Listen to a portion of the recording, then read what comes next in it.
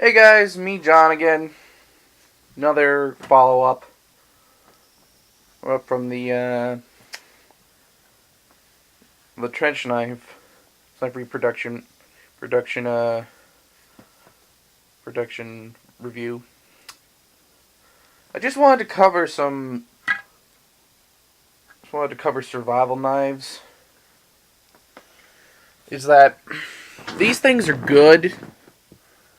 These things are good because for a couple different reasons, but they also have a few drawbacks. Namely, is that inside there's that little compartment where you can store all kinds of stuff. And, comes with other different survival accessories, sharpening stone, oil, lube, stuff like that. This thing can do a couple different things, It can definitely cut your meat, your vegetables, stuff like that. Clear some foliage. But it needs to be stated that you shouldn't use these things in combat because the blade isn't full tang. It doesn't go all the way back into the handle. The reason being is that the handle is hollowed out so that you can store all those little mini survival items, string, band-aids, some fire starter, your starting pieces, like flint and steel wool.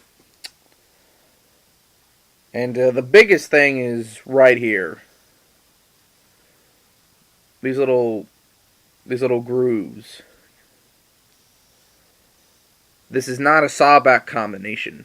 This particular design right here was actually started by the military. You see, during the Vietnam War, they had vehicles coming out with aluminum frames, with the helicopters, the APCs, stuff like that. It should be noted, though, that the average knife they had difficulty cutting through the hole. That's where they got this idea to add these grooves here, so that they could cut through the holes. For utility purposes, and around the camp purposes, it's good. But for combat purposes, I have to say no, because it's not full tang. That means the more abuse you put on it, the more likely it is to break, and the more sooner it's likely to break. And with these, they just get stuck. So, try to avoid those. Avoid survival knives for combat. But if you really had to, if you're dealing just one, like, say, wild animal, or, like, some single guy that comes into the camp at night looking to cause trouble, steal stuff, this could come in handy. It's not perfect, but for dealing with something in an emergency, it's good. Like an emergency fight. But I would not use this as a primary weapon.